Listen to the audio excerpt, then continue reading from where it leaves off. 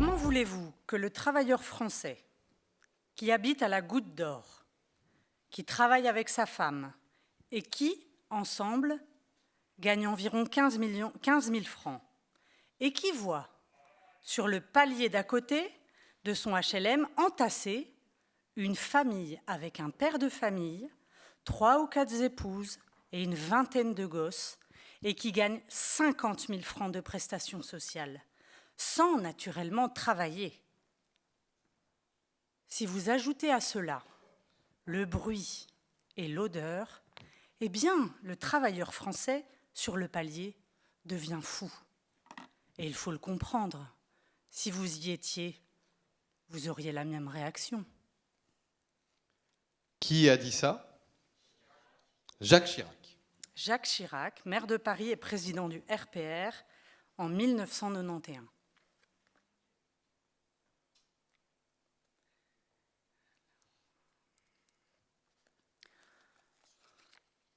Bien sûr, il y aura toujours des personnes qui confondent assurance chômage et Win for Life.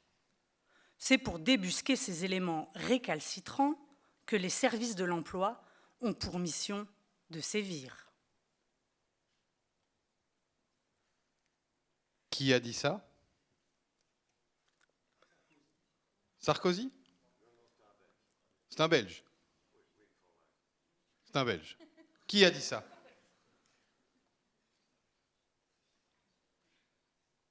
Dites-le plus fort. Charles Michel? Aude. Qui a dit ça? Jean-Paul Bombarts, journaliste à l'Écho, éditorial du 12 janvier 2018. Si à 50 ans, on n'a pas une Rolex, on a quand même raté sa vie.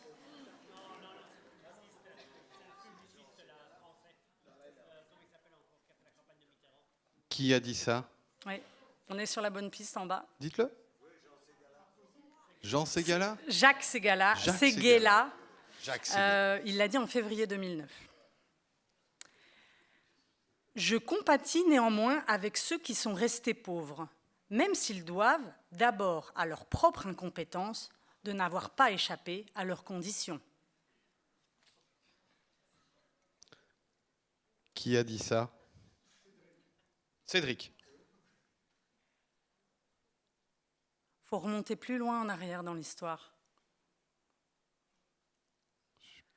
Pas si jeune. C'est le pasteur baptiste Russell Conwell, 1853-1925.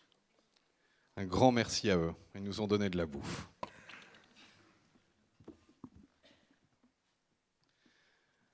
Bonsoir. Bienvenue pour cette avant-dernière soirée au Festival des Libertés. Aujourd'hui, on a décidé d'accueillir une campagne internationale contre la pauvrophobie qui est à l'initiative d'ATD Quart Monde en France et qui a été repris par nos partenaires de ce soir, le forum Bruxelles. Ah putain, il a changé de nom, c'est compliqué. Bruxelles lutte contre les inégalités. C'est ça? Merci. Et alors, on va essayer de travailler un peu ensemble, vous et nous. Mais je voudrais quand même vous signifier ceci, c'est que le Festival des Libertés, pour la première fois, accueille un dispositif assez fameux qui nous est offert par Zine TV et qui consiste à ce que tous les débats du studio sont filmés et montés en direct. Ils ne sont pas diffusés en direct, mais peu de temps après la fin de la séance, ils seront diffusés sur Internet. Et donc, je vais vous demander une chose maintenant, c'est que les personnes qui, dans le public, ne voudraient pas que leur visage apparaisse ou soit diffusé, lèvent la main. Bien haut la main. Et alors, secouez-la, cette main, s'il vous plaît. Merci. Zine TV, vous avez vu? Ouais? Continuez à secouer la main. Il y en a partout, il va falloir les flouter à mort, quoi. Ok? Vous êtes timide, hein? Ah, ils sont timides. Merci. Bon, alors, et ce dispositif nécessite aussi une chose, c'est que tout ce qui passe pas par un micro ne sera pas entendu. Donc ça veut dire que si à un moment vous devez prendre la parole, on vous invitera à prendre la parole au micro qui est ici, ou alors si on vous demande de prendre la parole de la salle, on vous proposera un micro, on vous le tendra, ou alors on vous laissera parler et je répéterai ce que vous aurez dit s'il n'y a pas de micro. Mais si ce n'est pas passé par un micro, ce ne sera pas entendu.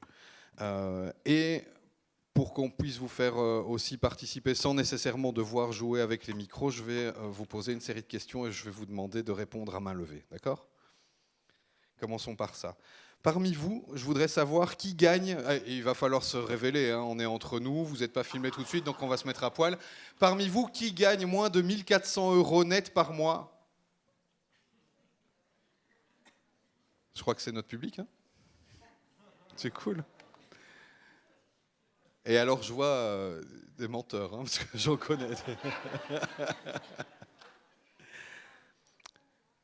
Et sans allocation, qui gagne plus de 2 000 € net par mois? Et vous pouvez répondre. Hein. Oh. Ils sont moins nombreux. Hein. Sommes-nous moins nombreux? Je suis dedans. Et alors, en comptant les allocations ou les suppléments, qui gagne plus de 2 000 € par mois? Les mêmes plus d'autres. Hein. Et on est moins... Et c'est pas possible, vous comprenez pas les questions que je pose. Je vous ai demandé qui gagne plus de 2 000 € net par mois sans les allocations. J'en vois plein qui lèvent la main, puis je demande qui gagne plus de 2 000 € net avec les allocations, et il y en a moins. C'est pas possible. Mathématiquement, c'est pas possible.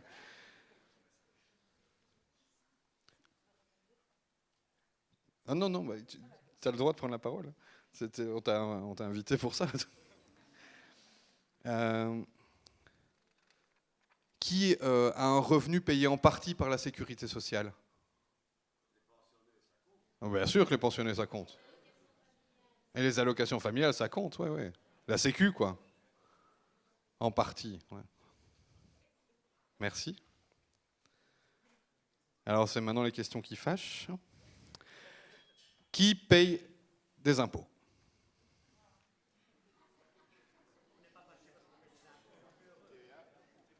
Ah, attends, les questions qui fâchent arrivent. C'est pas mal, hein? Tous ces pauvres qui payent des impôts. Qui ne payent pas d'impôts? Sortez.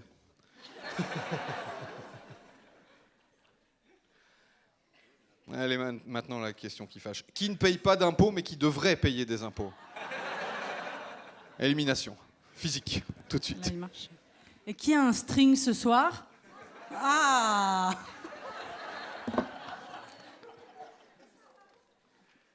Bon, c'était cool, on est content que vous soyez là, merci. Merci. Alors, donc je vais quand même vous présenter Cédric, je crois que tu ne l'as pas fait. Donc Cédric, il travaille pour Bruxelles Laïque, l'organisation qui conçoit, anime, organise le Festival des Libertés avec le Théâtre National. On a Nicolas Dequeuche, qui est le directeur du forum Bruxelles contre les inégalités. On a Sarah Delatte, qui est géographe. Voilà. C'est ça. On a Bert Leutz qui travaille pour ATD Carmonde en Belgique. Et on a Michel Pouzol qui est français. Alors, je vais... Non, mais parce que... Est-ce qu'il paye ses impôts ou est-ce qu'il est en Belgique pour éluder l'impôt? Il nous fallait une femme, un français, et un barbu et un blanc. Voilà. Et on a une femme barbue, c'est Aude, qui voilà. est... Non, j'en dis pas plus sur Michel, parce qu'en fait, l'idée, c'est que je vais leur demander à chacun, Cédric aussi peut-être même carrément, pourquoi vous pensez que vous avez été invité ce soir? Quel est votre lien, votre rapport avec le sujet du soir? C'est moi qui commence? Bah, vas-y. Bon, c'est con parce que ça spoil le truc de tout à l'heure, mais c'est pas grave. Quand on s'est réunis en comité de programmation du Festival des Libertés et qu'on a dit que dans la question du pouvoir, qui est le sujet du festival de cette année, la richesse et la pauvreté étaient des choses importantes à traiter, et qu'on s'est mis à traiter de la pauvreté, on a un peu fait le tour, qui a envie, qui n'a pas envie, on n'était pas sûr, et puis ma coordinatrice a dit bon, toi tu vas le faire. Donc voilà, c'est pour ça que je suis là. Merci. Nicolas. Et voilà, moi je travaille pour une ASBL qui s'appelle le Forum Bruxelles contre les inégalités. Donc on regroupe une soixantaine d'acteurs, principalement des services sociaux dans les quartiers bruxellois. Et effectivement, on a lancé ce projet et cette campagne Pauvrophobie au mois de septembre dernier. D'accord, super. Merci Sarah. Toi, ton rapport avec les questions pauvrophobie, pauvreté, c'est lequel ? Moi, je suis géographe, mais je suis aussi dans l'Observatoire belge des inégalités, qui est un site internet bilingue, inégalité.be, sur lequel on parle des inégalités sociales. Et je suis géographe, et alors, évidemment, je remplis cette double fonction d'être à la fois une femme et une universitaire, ce qui est bien pratique dans un panel. Berthe, toi ? Donc, puisque ATD Quart Monde, où je travaille, est un mouvement de lutte contre la pauvreté, pauvrophobie, vous voyez déjà un petit lien. Et plus dans le détail, j'ai fait partie, il y a quelques années, de l'équipe nationale d'ATD Quart Monde en France. Et à cette époque, on a beaucoup travaillé pour publier un petit livre avec le titre « En finir avec les idées fausses sur les pauvres et la pauvreté ». Et donc voilà, moi j'ai à l'époque aidé à l'accouchement, on peut dire, de ce livre. Et dans la foulée, on a aussi été dans une bataille pour faire reconnaître la discrimination fondée sur la précarité sociale. Merci beaucoup. Et donc Michel, qui est français, à part ça ? Déjà, je suis français, donc Michel Pouzol. Merci de m'accueillir dans ces contrées lointaines. J'ai un peu peur en arrivant, mais moi, j'ai pas l'habitude. Vous savez, quand on est à Paris, Il est arrivé au Voilà. restaurant, il a pris une bière et des moules frites. Quand même, c'était le minimum. Alors, moi, je vais commencer par vous dire que j'ai été député de la République française, représentant donc le peuple français. Je vous dis ça parce que je ne sais pas comment ça se passe en Belgique. Mais chez nous, en France, dans les 5 minutes, normalement, un député ou un ancien député ou un parlementaire, il se débrouille pour vous le dire. Il ne vous le dit pas dans les 3 premières minutes parce que les 3 premières minutes, il pense que vous l'avez reconnu. La 4e minute, il commence à flipper en se disant « Putain, c'est pas possible, ils m'ont pas reconnu. Non, ça, c'est pas possible, ils m'ont reconnu forcément, mais autant que je le dise. » Et donc, ils attendent la 5e minute pour vous dire « Au fait, je suis député ou j'ai été député. » Donc voilà, vous savez, je préfère vous faire gagner du temps. On passe ces 4 minutes. Donc j'ai été député de la France et j'en suis assez fier. Mais j'ai aussi été, quelques années avant, une dizaine d'années avant, un RMiste, c'est-à-dire quelqu'un qui vivait au revenu minimum d'insertion, qui est le minima social en France. C'est-à-dire je vivais avec ma femme enceinte, ses 2 enfants, avec 650 € par mois dans une cabane, un cabanon en lisière de forêt de Bretigny-sur-Orge. Voilà. Et donc j'ai connu la très grande pauvreté. J'ai connu après, par hasard, le destin de la vie, les chemins de la vie, un parcours très atypique. Et si je témoigne sur la pauvrophobie, j'en parlerai parce que j'ai écrit beaucoup de choses là-dessus, mais j'ai aussi fait un documentaire qui est passé sur la 2 en Belgique il y a quelques temps, qui s'appelle « Pourquoi nous détestent-ils, nous les pauvres ?», que j'ai co-réalisé avec Sarah Carpentier. C'est surtout pour vous dire une chose. Comment ça commence, les choses ? Il y a beaucoup de gens qui pensent que je suis un mec formidable parce que j'ai été député. C'est vrai. Non, il va falloir le connaître. En toute modestie. Et donc, il faut être intelligent pour être député. C'est le haut du panier, c'est quand même, c'est ce que les députés croient.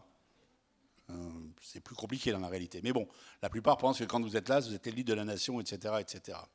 Et que par contre, quand vous êtes dans un cabanon en vivant au RMI, à pas savoir comment boucler les fins de mois qui commencent le 6, parce que le 5, vous avez touché votre allocation, donc le 6, la fin de mois commence, et va durer donc un mois entier, vous êtes forcément beaucoup plus con, parce que c'est que vous ne voulez pas vous en sortir ou que vous ne faites pas les efforts nécessaires.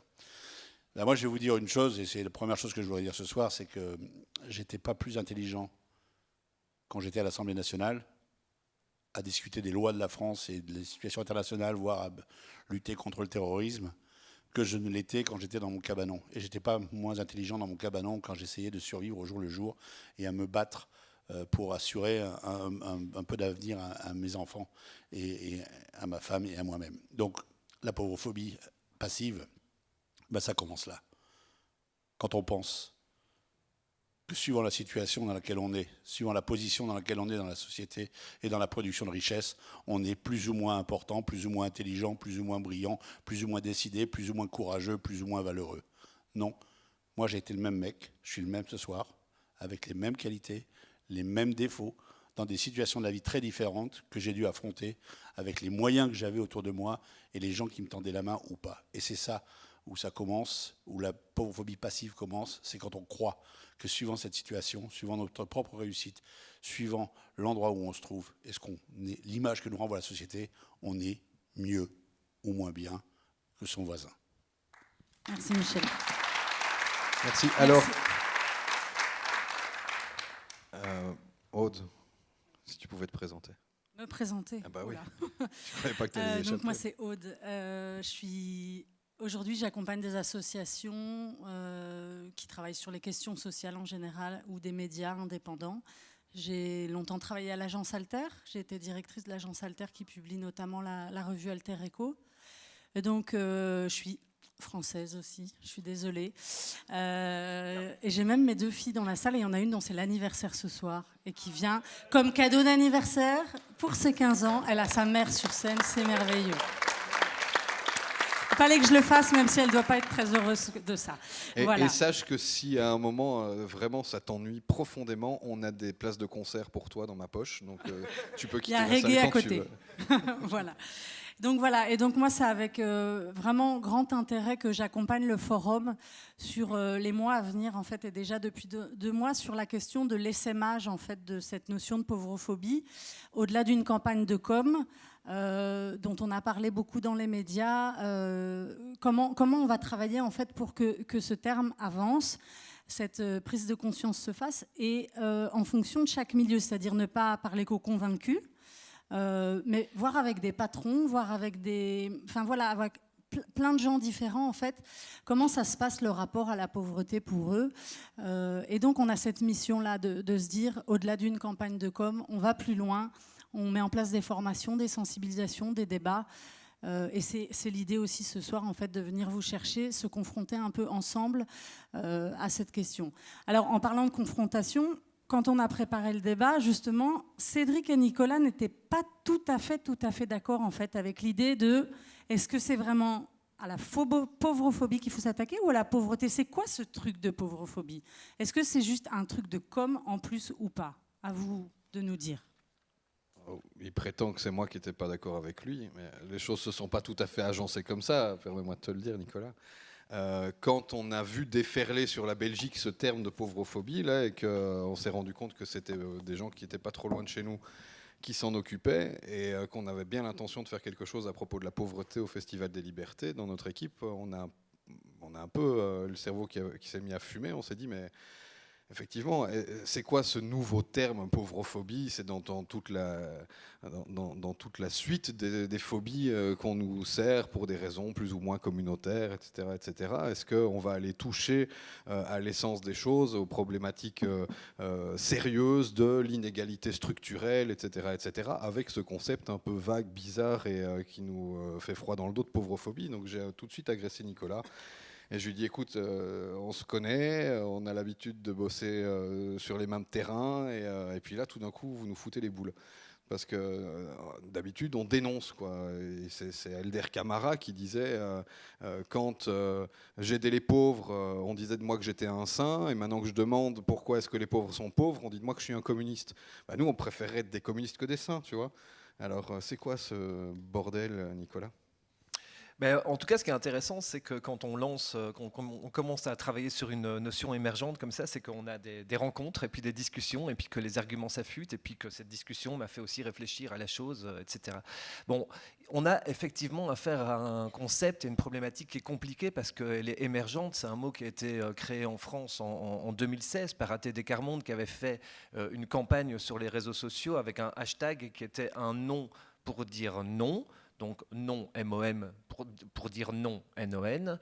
Et puis c'est ce mot-là qui a été choisi par les internautes. Alors ça aurait été bête en Belgique de choisir un autre mot que le mot qui était déjà en train d'essaimer en France. C'est pour ça qu'on a choisi ce mot-là. Alors juste en une phrase, la pauvrophobie, contrairement à ce que le nom implique directement dans nos petites têtes. C'est moins pour moi une question de peur des pauvres, c'est plus une question d'attitude de distanciation, d'hostilité et de mépris des pauvres et de la pauvreté. Et quand on le voit comme ça, quand on le voit en attitude de distanciation, de mépris, etc., il y a en tout cas, pour moi, en tout cas, deux grands ressorts à la pauvrophobie. D'abord, c'est celui des idées reçues, des clichés, des préjugés, on va en parler toute la soirée. On a écrit une petite encyclopédie, Aude, tu l'as en main, des idées reçues sur la pauvreté, où on démonte, où 85 experts démontent 85 idées reçues sur la chose. Ça, c'est un ressort, celui des clichés, des idées reçues. Et effectivement, si on reste sur ce ressort-là, on risque, et là je te suis complètement, à en arriver à quelque chose de cosmétique, où on va commencer à essayer de nettoyer la titraille des articles putaclic sur le site de l'ADH, où on va essayer à commencer à entreprendre des actions pour le respect des pauvres ou ce genre de terrain. Mais moi, c'est sur un autre terrain que je veux implanter la pauvrophobie, et parce que la pauvrophobie a un autre ressort que celui des simples idées reçues ou des simples paroles pauvrophobes, c'est celui vraiment des rapports de force. Et je pense que les rapports de force qui sont au désavantage des invisibles et des gens qui n'ont pas de voix aujourd'hui sont des rapports de force qui directement peuvent impliquer des situations et des prises de décision pauvrophobes. En deux mots, sans doute que l'une des plus grandes décisions locales pauvrophobes qui a eu lieu en Belgique ces 10 dernières années sont les arrêtés anti-mendicité. Lorsqu'on analyse comment dans les communes ont été pris ces arrêtés mendicité, eh bien c'est tout simplement parce qu'il y avait des rapports de force qui étaient déséquilibrés. À Etterbeek, par exemple, ce sont les commerçants de la rue de Tongres qui ont eu la voix amplifiée qu'il fallait pour que l'oreille du bourgmestre, pour avoir l'oreille du bourgmestre, en l'occurrence Vincent de Wolf, qui lui-même a pris cet arrêté anti-mendicité. S'il y avait eu d'autres paroles, des paroles d'association, des paroles de mendiants eux-mêmes, peut-être que Vincent de Wolf n'aurait pas pris cet arrêté anti-mendicité, et d'ailleurs même de son propre aveu, cet arrêté mendicité, il l'a un peu pris en se prenant les pieds dans le tapis, en écoutant le président de l'association des commerçants de la rue de Tongres. Merci. Et alors, je voulais rajouter à ça, parce que bon, on a eu l'occasion de discuter beaucoup plus longtemps, Nicolas et moi, qu'on aura l'occasion de discuter tous ensemble ce soir. Mais après avoir commencé à me laisser intéresser par cette campagne contre la pauvrophobie, j'ai même été jusqu'à potasser ce bouquin-là, qui est vraiment fort intéressant. Tu le tiens à l'endroit ? Ouais. Et moi, qui à Bruxelles Laïque travaille beaucoup dans le registre de l'éducation populaire, je me rends compte qu'en fait, on est parfois démunis quand on discute avec les gens de la question de la pauvreté, des questions structurelles qui nous importent, parce que effectivement, les clichés, les stéréotypes, les généralisations sur la pauvreté qui sont très très largement diffusées dans les médias, qui sont diffusées par les hommes politiques qui veulent se faire élire facilement, etc., eh ben, ça percole dans la tête des gens. Et que c'est très difficile d'avoir ensuite un dialogue sur des questions structurelles et sur des façons d'envisager la politique, comment faire pour que les choses aillent mieux, quand on a face à soi des gens qui pensent que les pauvres puent ou que sais-je quoi. Et cet outil, et c'est là que moi je me laisse vraiment bien convaincre, c'est que dans mon métier d'éducation populaire, cet outil est vraiment quelque chose qui va me permettre, peut-être avec les gens que je rencontre, d'essayer de déjouer tous ces obstacles pour en arriver à la substance des choses. Logement social un jour, logement social toujours. Qui a dit ça ? Non, c'est des idées reçues là. Ah, c'est pas qui Pardon. a dit ça. Qui a pas dit ça ? On va vous refaire un qui a dit ça après. Pardon. Mais donc là, ce sont les idées reçues récoltées par le forum. Les pauvres maltraitent leurs enfants. Les sans-abri sont une espèce spécifique du règne animal. Paresse ou phobie administrative, les pauvres ne sont jamais en ordre. La pauvreté est un choix. De nombreux pauvres refusent de s'intégrer. Les pauvres préfèrent laisser les services sociaux s'occuper de leurs enfants. Les pauvres pourraient se soigner. L'accès aux soins de santé n'a jamais été aussi aisé. Je ne sais pas s'il faut dire merci. Sarah, tu voulais ajouter quelque chose à ce qui a été à l'échange qu'on a eu Nicolas et moi? Non, mais c'est juste qu'on avait reçu un petit... tu vois, on ne suit pas exactement le programme. Moi, ça me perturbe beaucoup, en fait. Ça, c'est les Moi, je suis mon universitaires. programme, mais... Et donc, je pensais qu'on allait pouvoir dire nous aussi un mot sur la pauvrophobie. Mais... Alors, allez-y.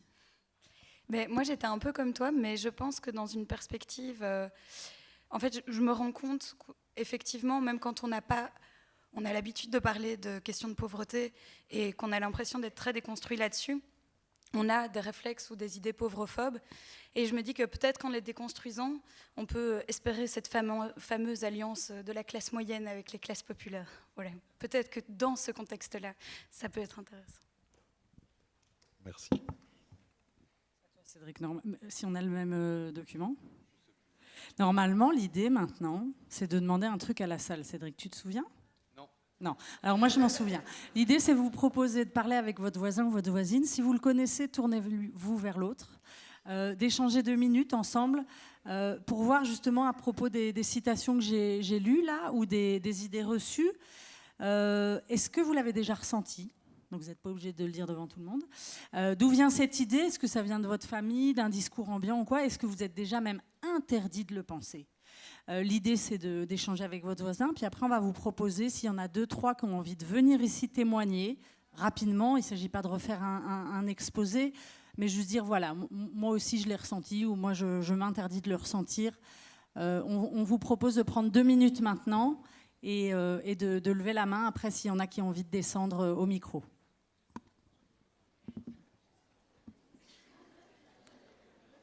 Si on peut éclairer un peu plus le public.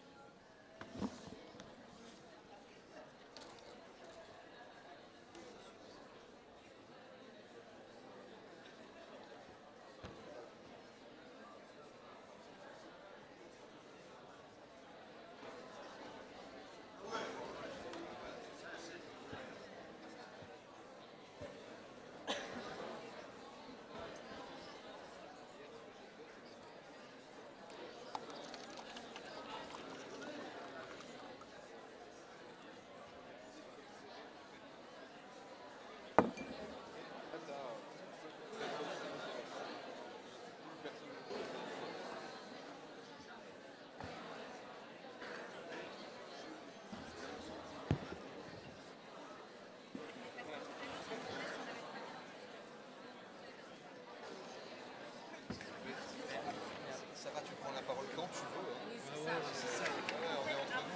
Je vais vous demander qu'est-ce qui contribue à appuyer que les pauvres sont Ouais, c'est ça. Mais non, mais c'est très bien.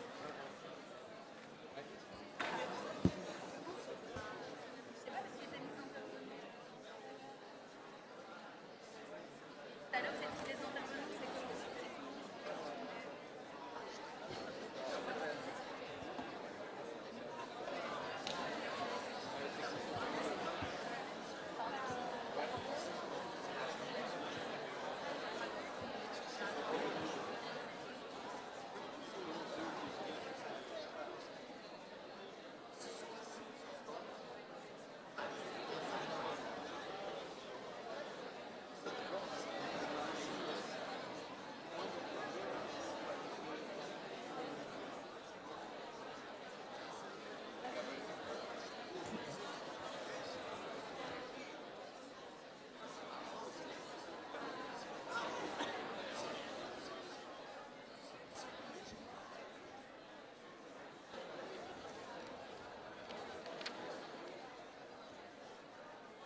C'est frustrant de ne pas pouvoir entendre tout ce qui s'échange.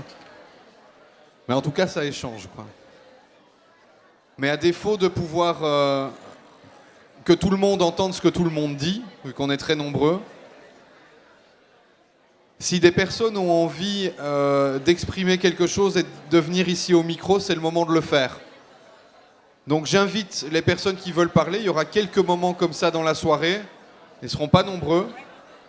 Si vous voulez dire quelque chose, de descendre au micro. Descendez à plusieurs, comme ça, Ouais, ça vous permet venez de tous, voir hein, que tous vous ceux ne qui veulent parler.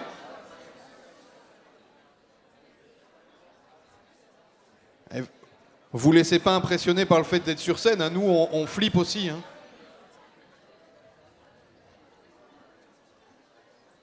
Mais après, comme c'est relativement cadencé et que dans 1h15 on va rendre la salle, ce sera plus temps de se dire zut, j'avais quelque chose à dire, quoi.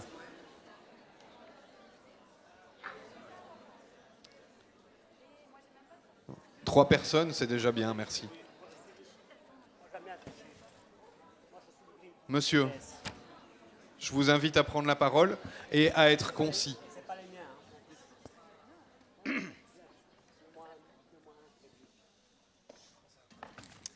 pas trop l'habitude. Vas-y. J'ai pas trop l'habitude, mais le samedi, je suis venu ici. J'ai un sac. Ok, j'ai un sac à dos, tout déchiré là-bas. Peut-être on peut montrer. Et on m'a dit finalement, je pouvais entrer, mais quand même pas des bêtises. Et donc mercredi, je suis revenu parce que j'ai une maison laïque. Maintenant, Sven, tu vas revenir. C'est intéressant les débats. Et donc, mercredi soir, on m'a chassé comme un chien, la sécurité, on m'a arraché, tiré les vêtements dans un petit coin pour me battre. Et je suis sorti. Et aujourd'hui, je suis seulement revenu, et je vais finir, parce que Laurent Durcel, il m'a dit, mais non, je vais là-bas, tu viens avec moi. Et moi, tout peureux, à 1 mètre de Laurent Durcel, et on ne m'a pas touché, on m'a laissé entrer et j'ai discuté avec José du Front commun SDF. Ah, ok. Et bon, il m'a motivé de le dire ici pour la salle. Merci.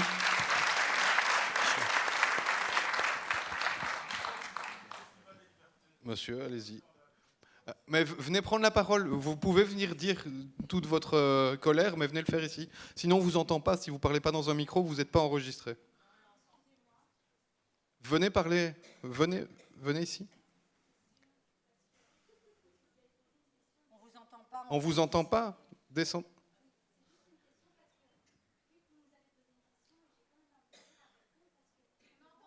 On ne vous entend pas.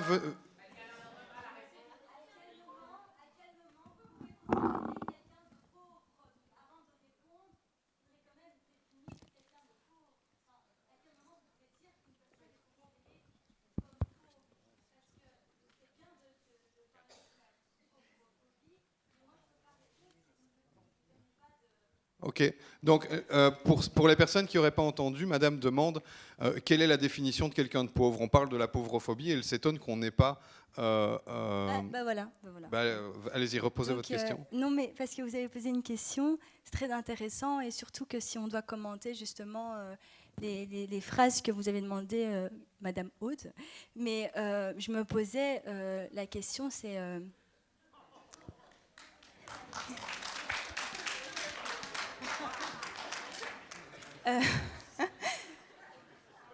à quel moment on peut considérer quelqu'un de pauvre? Voilà. Donc c'était ça. Donc je pense que c'est difficile de répondre si on ne sait Michel pas. a quelque chose à nous dire.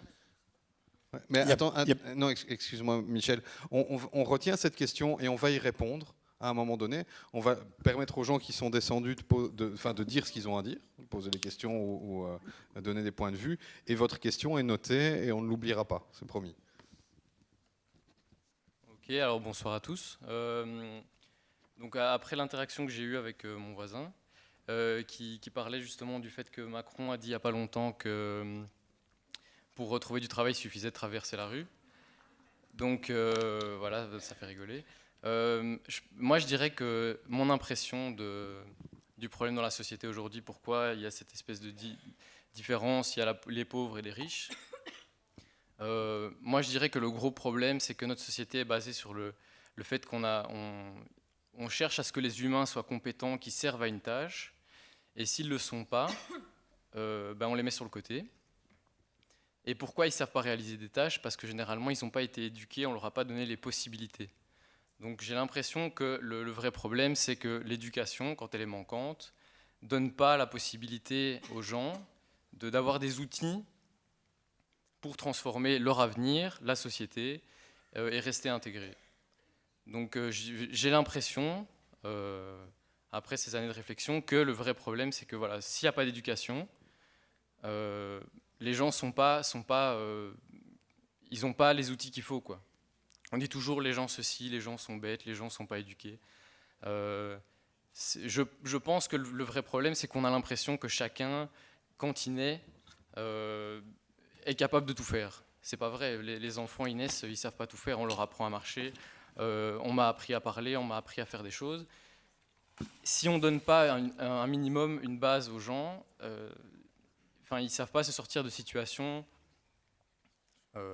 voilà, qui sont parfois compliquées, quoi, parce que remplir sa fiche d'impôt, apprendre à utiliser Internet, apprendre à faire ceci, cela, il faut des compétences et c'est des choses qu'on doit apprendre. Et si on les enseigne pas aux gens, ils sont pas capables de le faire. Donc, voilà. Merci. Allez-y, monsieur. Bonsoir. On va changer de continent. Avec le voisin, là, qui est latino-américain, on se posait la question de... Enfin, le Brésil, qui est un des pays où les inégalités sont les plus criantes, comment se fait-il que ces gens qui vont aller aux élections vont probablement élire un espèce d'ovni d'extrême droite, quoi. Et en fait, ça en revient à se demander pourquoi les pauvres votent pour les riches. Vu que, logiquement, ils sont plus nombreux que les riches. Ils auraient déjà dû éjecter les riches depuis que les élections ont été inventées. Et un élément de réponse pourrait être, dans le cas de l'Amérique latine, que un certain nombre de gens sont marginalement sortis de la pauvreté. Ils sont un peu moins pauvres qu'avant. Et qu'ils ont commencé à s'acheter des smartphones et ce genre de choses. Et puis que, du coup, qu'ils se vivent eux-mêmes comme étant de la classe moyenne et qu'ils ont peur de retomber dans la pauvreté. Donc, ils ont changé mentalement de classe sociale, quoi. Et voilà, ça c'était le résultat de nos réflexions. Ça vaut ce que ça vaut. Merci.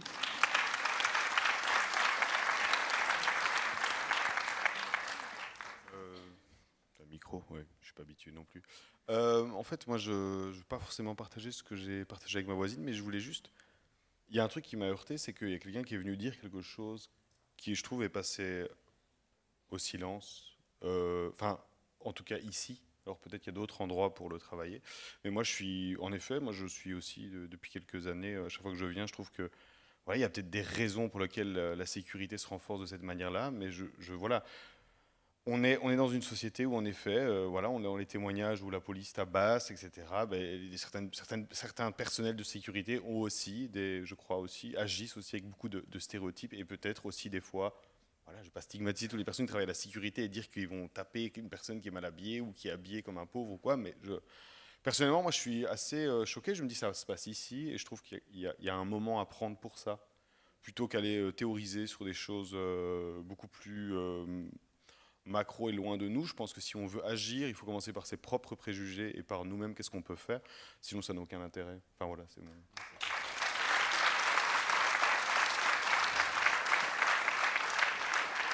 Oui, alors, parmi les fausses idées qui circulent, il y a l'idée que les pauvres sont incompétents. Il y a eu un extraordinaire démenti à l'échelle de plusieurs millions de personnes. C'est quand un certain monsieur Younous, au Bangladesh, s'est demandé pourquoi on refusait un crédit de $100 à toute une série de personnes. Il était voir les banquiers dans les agences de cette région et les banquiers répondaient classiquement parce qu'on pense que ces personnes ne sont pas compétentes pour réussir un projet et parce qu'elles n'offrent pas de garantie. Elles n'ont pas une maison, un terrain, une voiture à mettre en garantie. Il a inventé le microcrédit et plus de 10 millions de personnes sont sorties de la pauvreté. Qui plus est, lors des crises financières, le remboursement était plus constant que pas mal d'institutions financières que nous connaissons dans nos pays. Donc, à cette échelle-là, ces personnes, lorsqu'elles sont mises dans des conditions favorables, sont capables de montrer leur talent à survivre, à subsister et mieux à créer des choses, et parfois avec plus de persévérance et plus de capacité que d'autres grands acteurs économiques.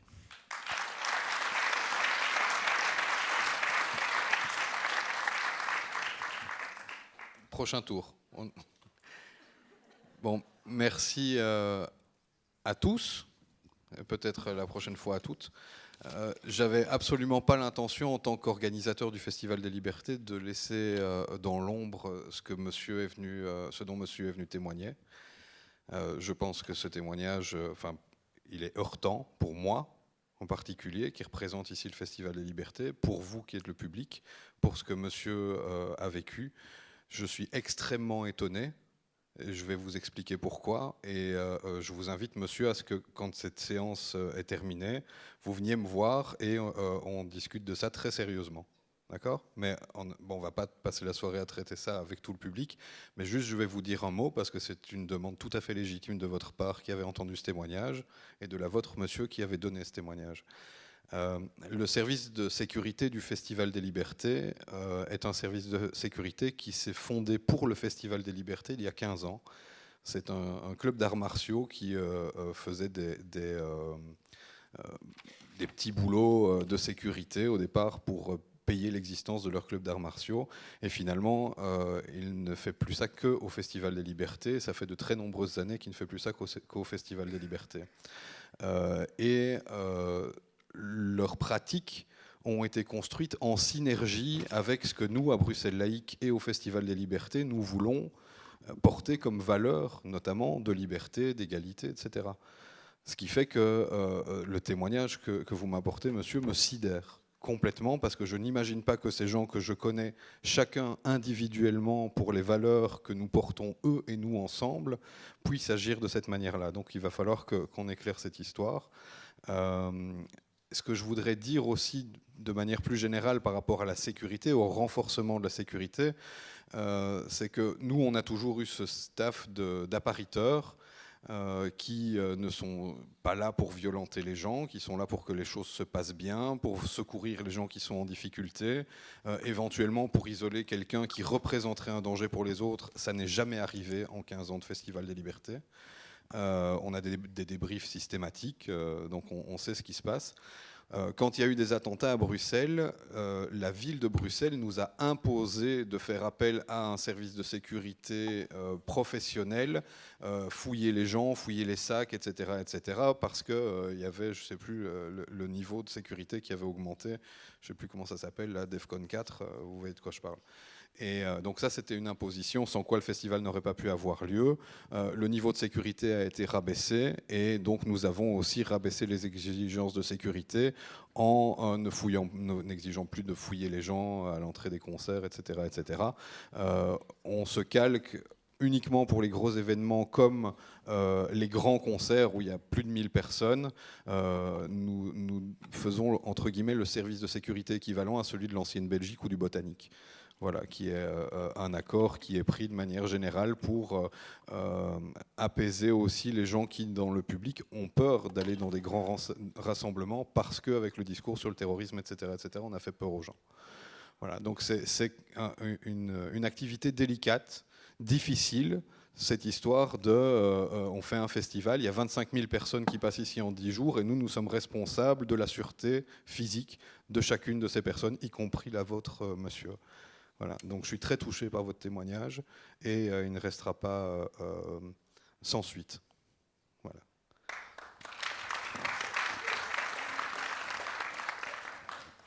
Alors, l'idée maintenant, c'est quand même qu'on donne la parole aux intervenants, même si on trouve intéressant effectivement qu'il y ait ces échanges ici, parce que donc on a invité des personnes qui ne sont pas là pour faire de la théorie, mais vraiment là pour essayer à travers leur parcours. Donc, on le voit, une femme qui travaille comme géographe et à l'Observatoire des inégalités, un monsieur qui travaille chez ATD Quart Monde. Donc là, c'est pas de la théorie qu'on fait toute la journée. Et Michel Pouzol, qui est donc français. Et voilà. Et donc l'idée, c'est effectivement d'éclairer un peu ce concept. Et d'aller chercher un petit peu en fait les causes, puisque là, ce qu'on a vu dans cette première partie, en fait, c'est que c'est facile d'avoir ces réflexes, que sans doute ça nous est tous arrivé et tout arrivé un jour d'avoir ce genre de pensée, ou en tout cas de s'en approcher.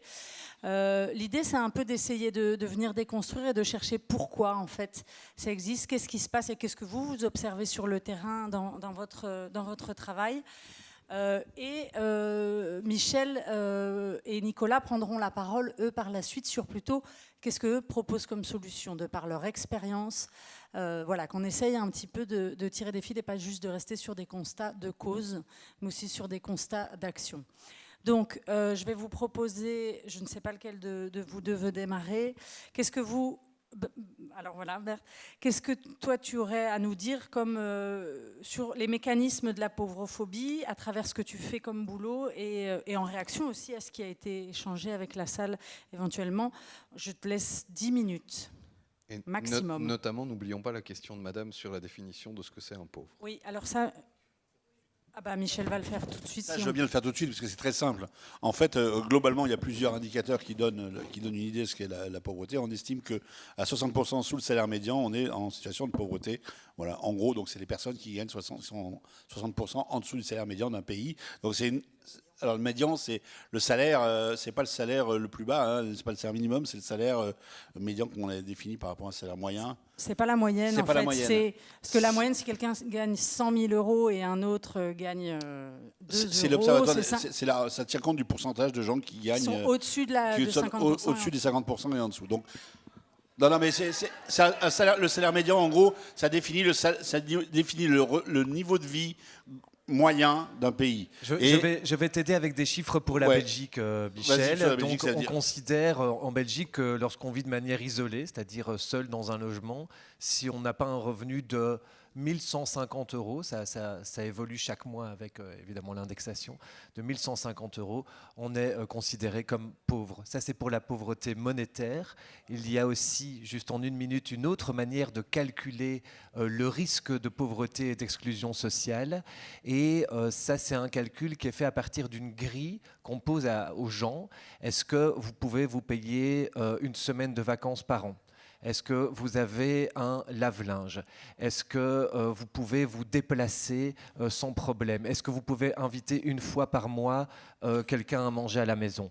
Et si effectivement on n'arrive pas à répondre à au moins 6 de ces 12 critères, je pense, ou 9 de ces 12 critères, alors on est considéré comme étant à risque de pauvreté ou d'exclusion sociale. Les chiffres, tu les connais pour Bruxelles? Alors, en Belgique, il y a 20% de personnes qui sont soit sous le seuil de pauvreté, soit à risque de pauvreté ou d'exclusion sociale. Et à Bruxelles, ça explose. Donc, pour la Belgique, c'est la moyenne nationale. À Bruxelles, on arrive à 40% des Bruxellois qui sont sous le seuil de pauvreté ou à risque d'exclusion sociale. Et malheureusement, personne n'est futurologue, mais on peut imaginer que tous ici, dans cette salle, on vivra le moment où il y aura davantage de pauvres à Bruxelles que de gens qui ne sont pas pauvres. Et juste pour terminer, pour avoir la photographie en France, vous avez 9 millions de personnes qui vivent sous le seuil de pauvreté. Ça fait plus d'habitants que la deuxième région française, qui est la région Rhône-Alpes-Auvergne, où il y a 8 millions d'habitants. Donc il y a 9 millions de gens qui vivent sous le seuil de pauvreté. En Allemagne, je crois qu'on est pas loin de 15 millions.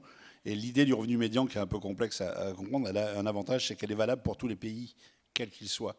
Et donc ça donne une image assez forte du niveau et du taux de pauvreté dans chacun des pays. Voilà, c'est ça l'intérêt de cette analyse-là. Merci. Alors, je te redonne la parole, Berthe, sur toi, ta vision des causes et des mécanismes de la pauvrophobie. Oui, par où commencer? Peut-être un peu par moi-même, parce que je pense que j'ai moi-même dû faire un long chemin pour y comprendre quelque chose. Déjà parce que je suis homme, je suis blanc, je suis hétérosexuel, j'ai 50 ans Et donc, voilà, pour une personne comme ça, en fait, les portes sont ouvertes généralement. On n'est pas confronté soi-même à ce que des gens ont tout de suite des idées négatives en général. Donc ça, c'est une première chose. Et voilà, je pense aussi que j'ai compris qu'il n'y a pas d'un côté les mauvais et de l'autre côté les bons, ceux qui connaissent toutes les bonnes réponses et voilà, qui y croient aussi, et les autres qui ont les mauvaises idées. Je pense qu'on ne peut pas s'empêcher, comme être humain, à avoir tout de suite une opinion, de fonctionner avec des choses, des connaissances, des savoirs très superficiels, quelque chose qu'on a lu, qu'on a entendu, qu'on généralise. L'un des témoins dans le film, il a parlé de généraliser. Donc on a cette tendance automatique de faire ça. Donc on ne peut pas faire autrement. Et donc il ne faut pas trop se culpabiliser non plus, parce que voilà, c'est très humain d'avoir des préjugés. Après, il y a quelque chose qui est plus dangereux, et là peut-être on peut faire quelque chose, c'est qu'après il ne faut pas trop vite passer à l'acte par rapport à ces idées. C'est quand on a une croyance, quelque chose qu'on pense, il ne faut pas être si convaincu qu'on va systématiquement traiter quelqu'un d'une façon non respectueuse, par exemple. On ne peut pas faire de discrimination.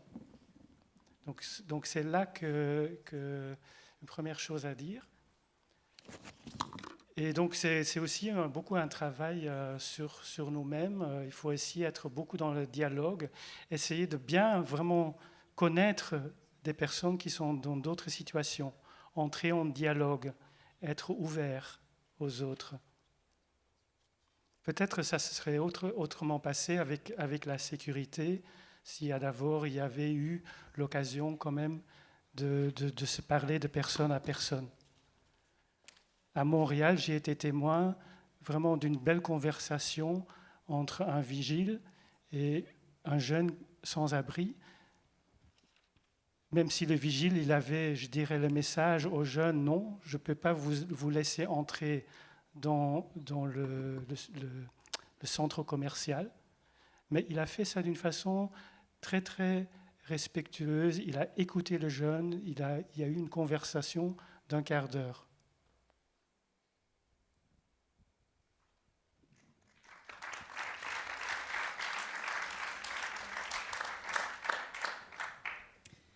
Sarah, toi, qu'est-ce que dans ton travail, Qu'est-ce que quoi? Qu'est-ce que quoi? Tu veux que je te pose une question directe? Non, je crois que ça va aller, mais je voudrais juste être sûre de savoir où on est. On est dans la seule partie où tu as le temps pour toi. Tu as droit à 10 minutes seule. Ouais. Tu peux parler de tout ce que tu veux. Tout ce que tu as à dire, c'est maintenant. Est-ce que vous voulez 30 secondes sur cette histoire de revenu médian ou pas? Ok. Si on prend 100 personnes et qu'on les classe du plus pauvre au plus riche, le revenu médian, c'est le revenu de la 50e personne. Donc vous avez d'un côté 50 personnes et de l'autre 50 personnes. Le revenu médian, c'est celui qui coupe le groupe en deux. Le revenu moyen, c'est si on prend le revenu du plus pauvre et le revenu du plus riche et qu'on fait la moyenne. Ou qu'on fait la moyenne sur le tout. On fait plus, on divise. Enfin, voilà.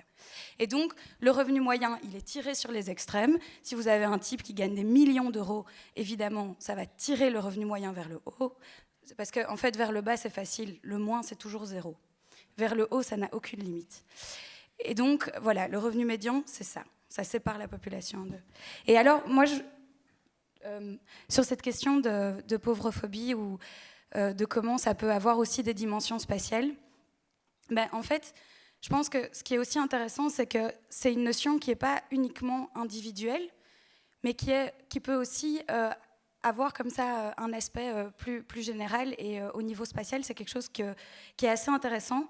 Et je voudrais vous démonter un concept que tout le monde aime beaucoup, qui est le concept de mixité sociale, qui est un concept politique qui repose sur la conception selon laquelle, si vous avez un quartier avec beaucoup de pauvres et que vous ajoutez des classes moyennes à côté, eh bien, ça va avoir un effet très positif pour les pauvres parce qu'ils vont commencer à comprendre comment ça marche, de trouver un emploi, d'avoir envie d'être propriétaire, de réussir à l'école, etc., etc. Et tout ça, ça apparaît magiquement parce que vous mettez des classes moyennes à côté des pauvres. Et alors, du coup, pour répondre à votre question, c'est quoi un pauvre ? Si on le regarde du point de vue des politiques spatiales, un pauvre, c'est quelqu'un qui rapporte peu d'argent à l'État par ses revenus, par ses impôts. Et en fait, ça a des implications importantes, parce que la mixité sociale, c'est un concept ultra positif. Vous ne pouvez pas être contre ça. Vous n'êtes pas un fasciste quand même. Enfin, je veux dire, il y a quand même un truc là-dessus. Mais en fait, ça veut dire quoi ? Concrètement, dans les faits, ça veut dire qu'on a des politiques publiques, des politiques urbaines qui se mettent en place pour développer cette mixité sociale, mais pas partout. La mixité sociale, on ne la développe pas à Woluwe, par exemple, hein, ou très peu. Par contre, il faut la développer à Molenbeek. Là, oui, c'est vraiment super important de développer de la mixité sociale. Ça veut dire d'amener ou d'encourager l'installation de classes qui ont un niveau socio-économique plus important que la majorité des gens qui se trouvent dans un espace. Et rien que le fait qu'on vous parle de mixifier des quartiers pauvres et pas de mixifier des quartiers riches, ça témoigne de ça. Ça témoigne du fait qu'il y a ou qu'il y aurait des gens qui ont le comportement urbain qui est prescrit et d'autres qui ont un comportement qui est proscrit. Et il s'agirait de les élever, de les amener à être meilleurs, plus normales, à travers notamment des politiques de mixité sociale. Ces politiques de mixité sociale, je pense qu'elles sont... Enfin, en tout cas, ce concept qui est... Parce qu'on en entend parler d'une façon médiatique et très généraliste, mais il y a vraiment un concept politique qui est développé, qui est théorisé, etc., et que vous pouvez retrouver notamment dans les textes que produit la région de Bruxelles-Capitale. Mais outre ça, outre le fait qu'il repose sur une préconception que la concentration de la pauvreté est en elle-même néfaste et négative, c'est aussi des politiques qui développent ou qui risque de renforcer d'autres problèmes, notamment parce qu'il peut y avoir des impacts sur l'évolution des prix des loyers ou des prix des logements, et que ça peut amener des gens à avoir plus de mal à se loger à certains endroits.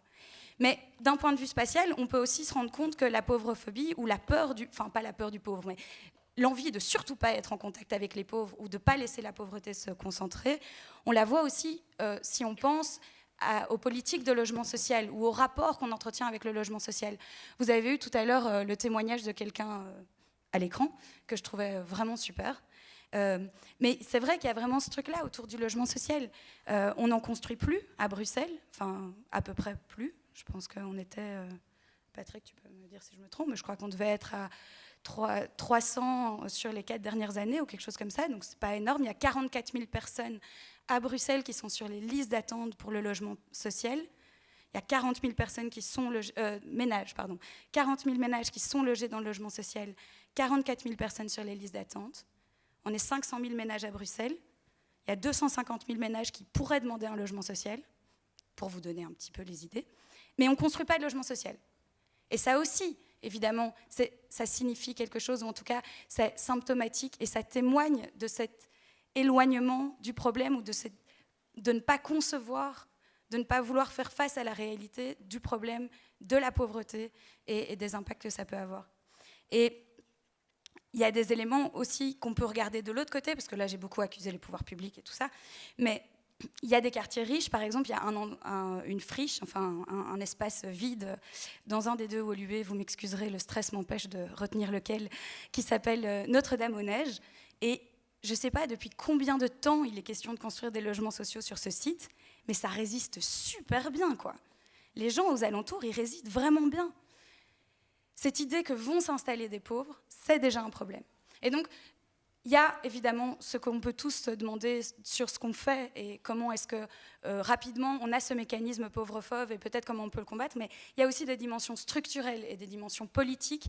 Et voilà, moi comme j'ai un peu étudié la géographie, je vous ai parlé de ce truc spatial.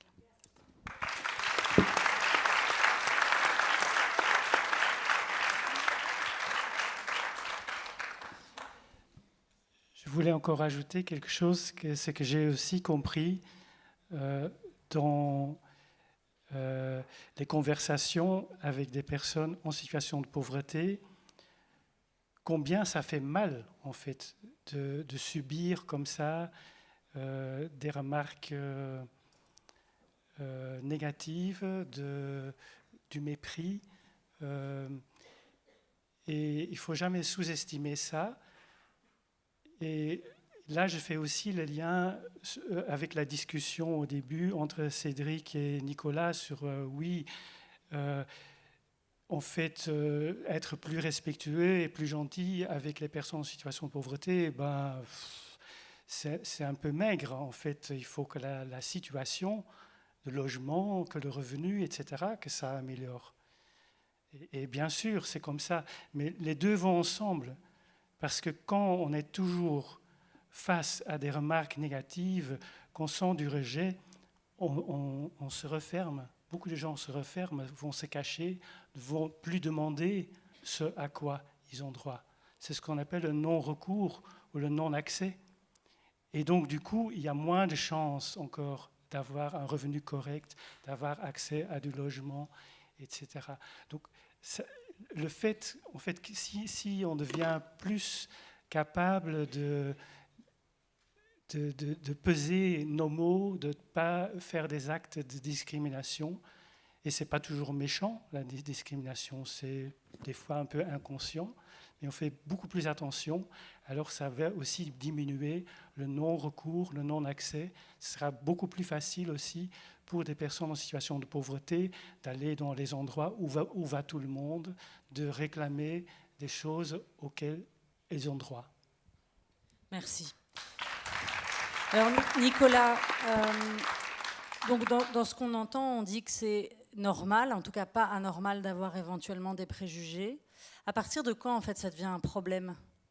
Oui, donc je pense que la pauvrophobie, ce qui est intéressant, c'est qu'il faut vraiment déculpabiliser tout le monde par rapport à ça. Parce que tout simplement, les psychologues nous apprennent que notre manière d'appréhender le monde, elle est faite de grilles de lecture et donc de préjugés. On classe les phénomènes qui nous apparaissent durant toute la journée. Et heureusement, d'ailleurs, parce qu'autrement, notre cerveau tournerait saut, on aurait du mal à appréhender le monde. C'est bien donc normal d'avoir des préjugés au niveau individuel. Là où ça coince, c'est quand les services publics et quand les politiques eux-mêmes commencent à réfléchir par préjugés. Et alors pourquoi ça coince ? Parce qu'en fait, réfléchir par préjugés pour les services publics et les politiques, c'est avoir une mauvaise appréhension des phénomènes de pauvreté, mal connaître les phénomènes de pauvreté, alors on peut s'en foutre, hein, sauf que quand on connaît mal les phénomènes de pauvreté, on ne va pas pouvoir trouver les bonnes réponses à ces phénomènes de pauvreté. Lorsque l'on pense effectivement que la concentration de pauvreté est néfaste ou négative, et que c'est comme ça qu'on pense les choses, on va arriver à une solution qui est un quart de solution, un début de solution, pas une solution du tout, la mixité sociale. Lorsqu'on pense qu'effectivement les pauvres vont créer de l'insécurité dans les quartiers, alors que ce n'est pas vrai, il y a des études qui montrent que les pauvres en fait, créent du sentiment d'insécurité dans les quartiers, mais pas de l'insécurité dans les quartiers. Lorsqu'on pense qu'effectivement les pauvres vont créer de l'insécurité dans les quartiers, alors on n'ose pas bâtir des logements sociaux sur une friche à Woluwe. C'est effectivement cette question, et donc elle redevient politique, éminemment politique. Les idées reçues empêchent les pouvoirs publics et les politiques, qui sont pétris, comme nous tous, d'idées reçues, d'apporter des bonnes solutions parce qu'ils ont une mauvaise compréhension, une mauvaise appréhension du phénomène. La pauvrophobie, on est bien dans la représentation que l'on se fait de la pauvreté. Lorsque l'on combat la pauvrophobie, on essaie d'avoir une meilleure représentation de la réalité des choses.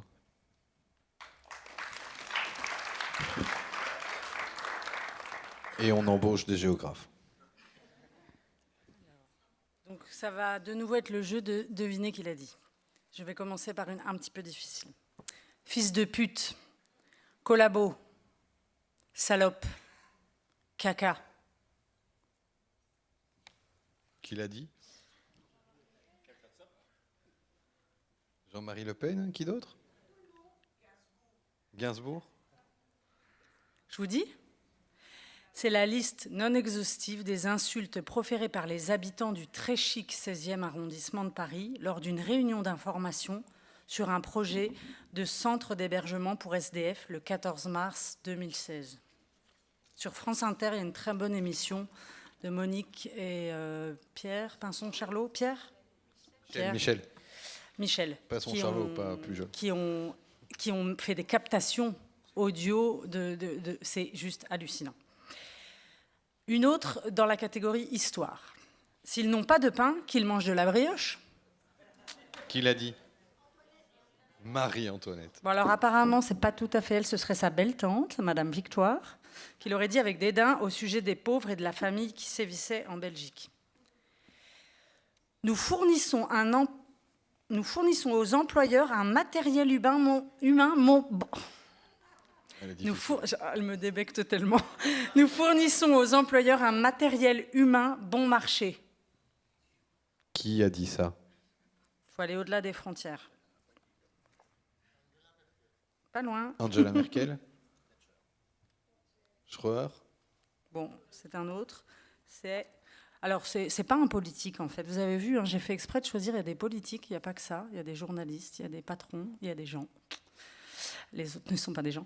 Un collaborateur d'un job center berlinois le 9 mars 2015. Il m'arrive, moi, assez régulièrement, de voir dans les banlieues bidonvilles de grandes cités africaines ou latino-américaines des nuées de jeunes gens qui shootent sur une balle, qui grattent la guitare et qui ont l'air heureux. Et des filles qui se font des nattes les unes aux autres et qui rient. Les gens d'ici, ils font la gueule. C'est un Qui a dit ça? Qui a dit ça?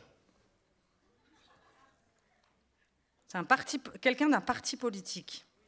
Mais alors lequel? Quel parti? PS? Eh oui, malheureusement. C'est Yvon Biefno. Voilà, je suis aussi française en fait. Biefno, à propos des habitants du Borénage, effectivement. Ancien président du PS du Parlement wallon. Nous allons passer d'une Wallonie de l'assistanat à une Wallonie plus entreprenante. Qui? Dites-le plus fort. Le MR, Gréoli? CDH? Pardon, oui, je crois que c'est Benoît Ludgen. Désolée. Une petite dernière pour la route. Ce n'est pas votre faute si vous êtes né pauvre. En revanche, si vous mourrez pauvre, c'est votre erreur. Qui? Qui et qu'est-ce qu'on lui fait? Bernard Tapie? Bill Gates, l'un des hommes les plus riches du monde. Vous en voulez encore? Bon, alors. J'aime ça en plus. J'en fais encore 2, 3. En fait, j'ai même pas à les choisir quasiment. Hein, parce non, que mais vraiment... ils enrichissent leur panel. On va en faire des pauvrophobes, arrête. Si jamais, quand vous tombez malade, cela n'a aucun impact sur votre indemnité et votre salaire, ce n'est pas très responsabilisant. Oh, je vais vomir. Qui? Maggie Debloc? C'est un Français. Bernard Kouchner? Laurent Wauquiez, les Républicains. Il y a toujours un connard, chômeur à Strasbourg, qui n'a rien à foutre l'après-midi et qui va balancer un tweet au CSA, Conseil supérieur de l'audiovisuel. Qui? Hanouna? Thierry Ardisson, animateur. Et l'émission est visée par une enquête du CSA, justement. Bon, on voit quand même qu'il n'y a pas beaucoup de femmes. Est-ce que je me trompe ou c'est surtout les hommes qui ont des comportements pauvrophobes? Non, je suis désolée, c'est vraiment pas fait exprès. Toi, tu sais nous dire s'il y a des femmes? Non, parce que je pense que c'est parce qu'on a pris des paroles de personnalités publiques et je pense que les personnalités publiques sont principalement des hommes et non des femmes. Je sais qu'il y en a une d'Alda Gréoli parce que j'ai hésité avec Ludgen en me disant je vais pas juste taper que sur le CDH. Non, mais les connards du 16e, c'était peut-être des femmes. Hein. Ah, si on a une... Si quelqu'un persiste à refuser une cure de désintoxication, on doit pouvoir lui retirer le RIS, revenu d'intégration sociale. Qui? Donc c'est Madame Valérie Von Pil, députée et présidente du CPAS de Kapellen. Il y a de quoi lire là-dedans, je vous le dis tout de suite. Et ils applaudissent. T'as tout foiré. Alors...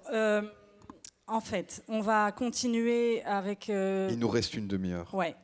Qu'est-ce qu'on fait, Cédric? Juste un petit... Bouchez-vous les oreilles, s'il vous plaît. Ouais, bouchez... Non, on peut être transparent. Qu'est-ce que tu penses qu'on ferait, là? On leur redonne la parole? Soit il y a des gens de la salle qui ont envie de venir dire un truc, suite à tout ce qui vient d'être... Il y a des bras qui se lèvent, de gens qui ont envie de parler? Un peu comme on a fait tout à l'heure. 2, 3...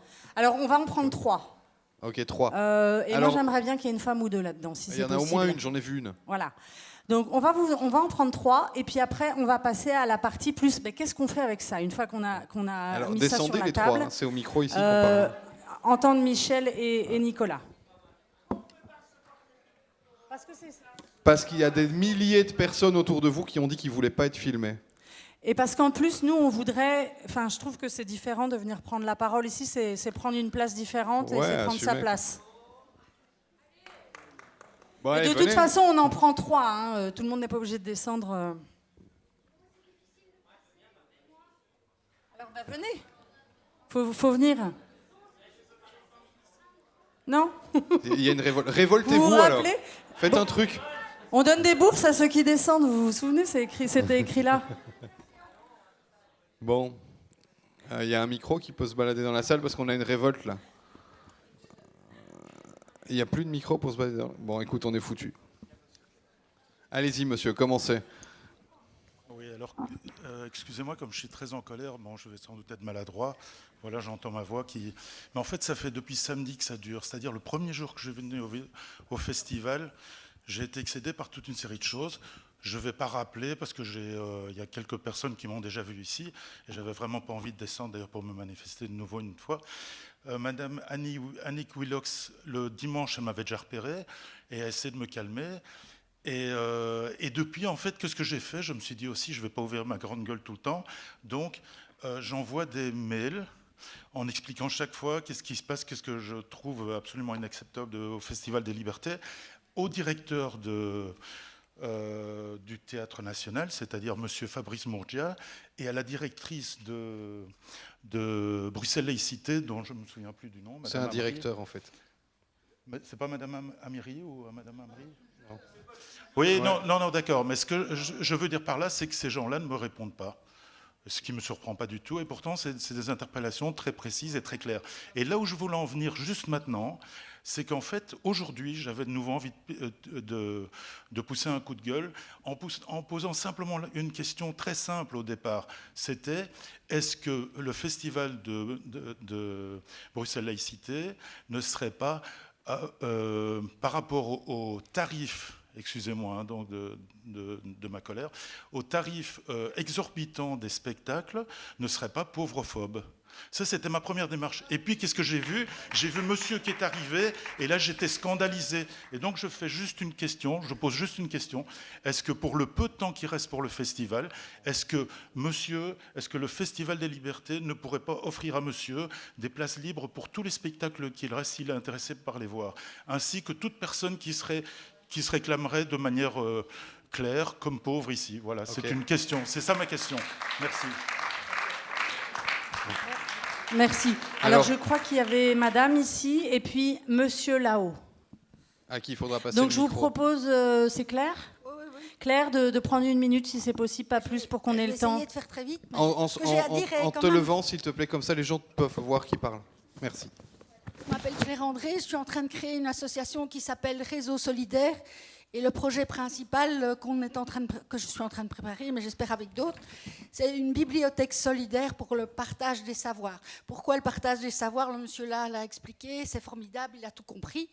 Et vraiment, moi je suis malade chronique depuis 20 ans, je suis une survivante de la psychiatrie, je le dis parce que je ne suis plus du tout malade. Je milite à la plateforme de concertation en santé mentale.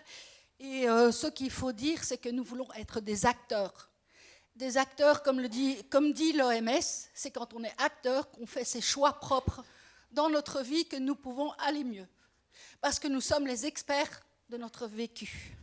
Donc, développer les pères aidants, les experts du vécu, comme le souligne le Forum contre les inégalités dans son merveilleux document bleu que je vous conseille de prendre parce qu'il est très intéressant. Donc, moi, je pense que le problème des professionnels, qu'ils soient de santé ou d'accompagnement, ils ne travaillent pas ensemble. Ils ne veulent pas. Ils ont beaucoup de mal à travailler en réseau, et pourtant, il faudrait. Parce que les professionnels qui travaillent tout seuls, ça ne va plus. Franchement, il y a un problème. Et nous, on doit être des partenaires.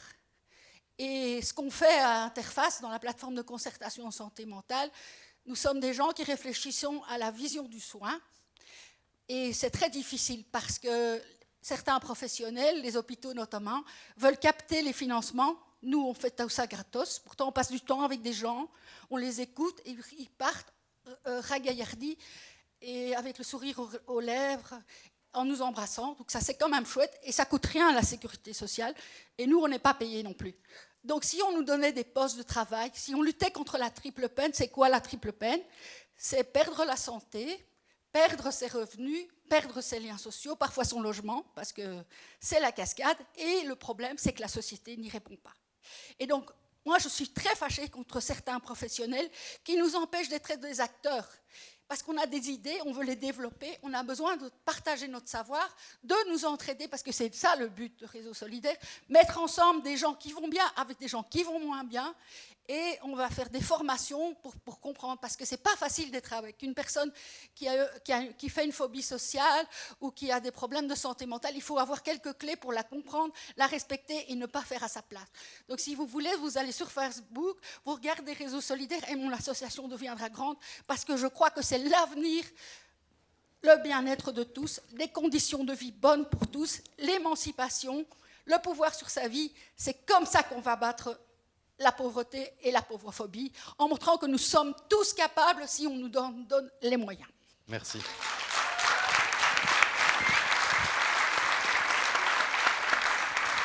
Il y a un monsieur qui voulait prendre la parole tout en haut.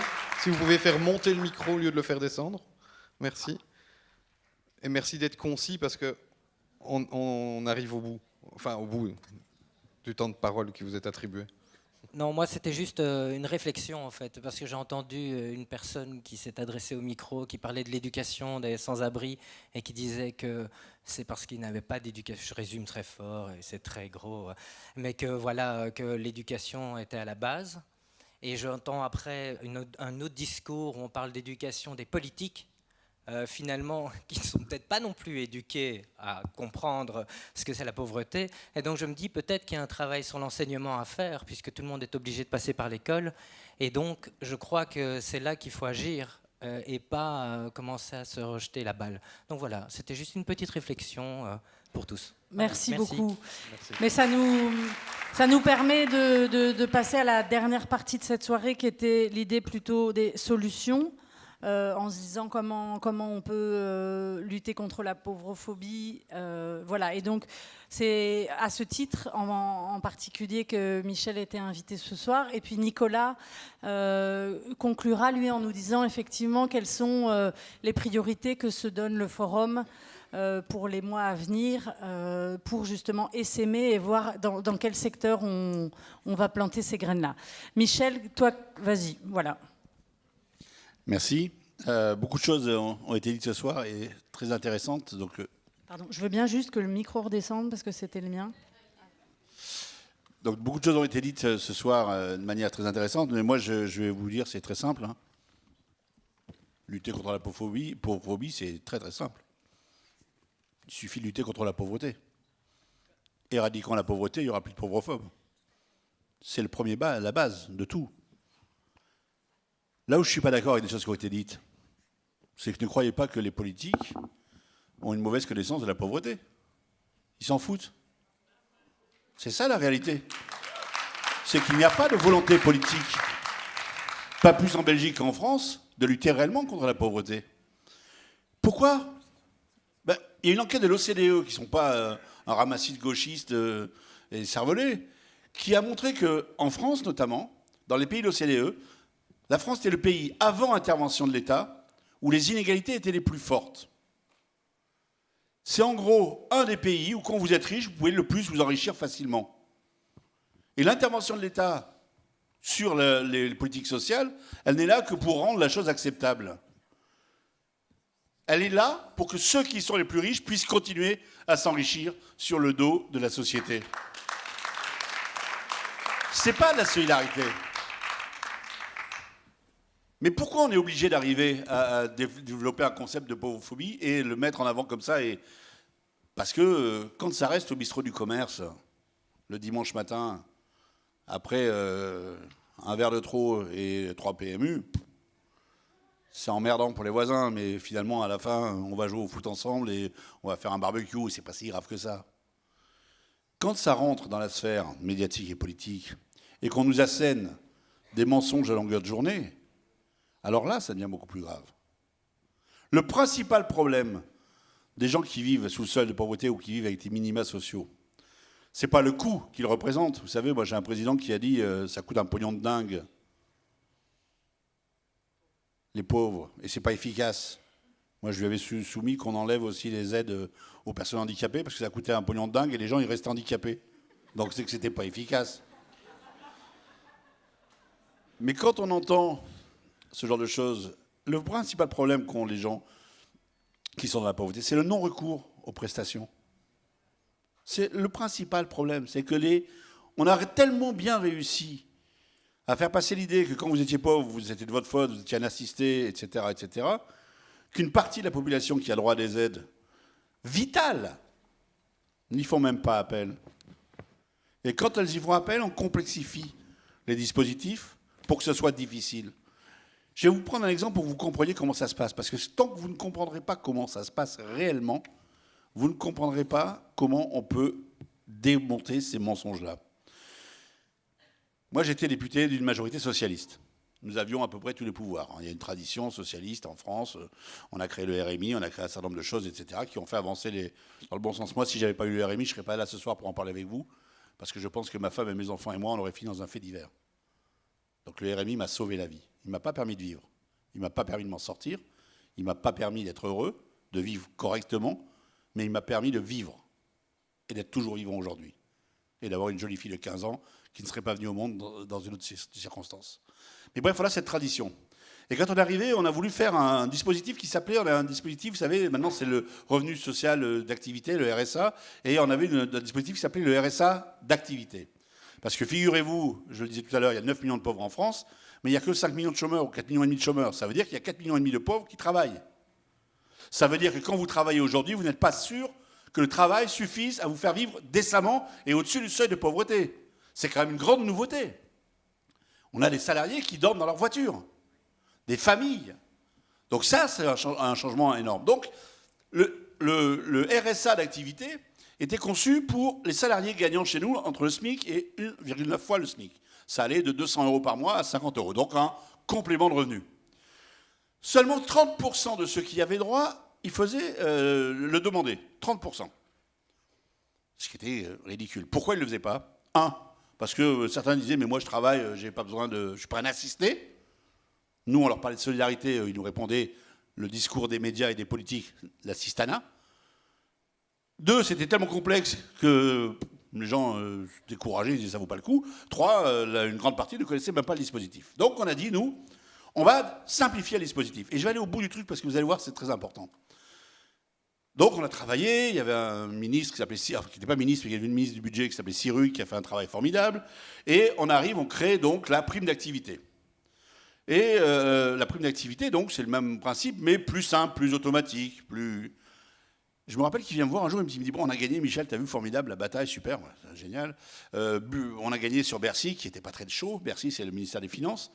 Et le dispositif va coûter 5 milliards d'euros par an. Ah là, je m'arrête, je dis, attends, je ne suis pas très très bon en maths, sinon j'aurais pas été autant surendetté. Enfin bon, j'aurais pas été dans la merde si j'avais su calculer un peu mieux. Mais il me semble que si tous ceux qui ont droit le demandent, c'est 10 milliards d'euros par an. Et là, je le vois un peu gêné, il me dit, oui, mais Bercy a tranché, on compte sur un taux de recours de 50%. C'est-à-dire qu'on mettait un dispositif en place pour aider les plus faibles en espérant que la moitié de ceux qui avaient droit ne le demanderaient pas.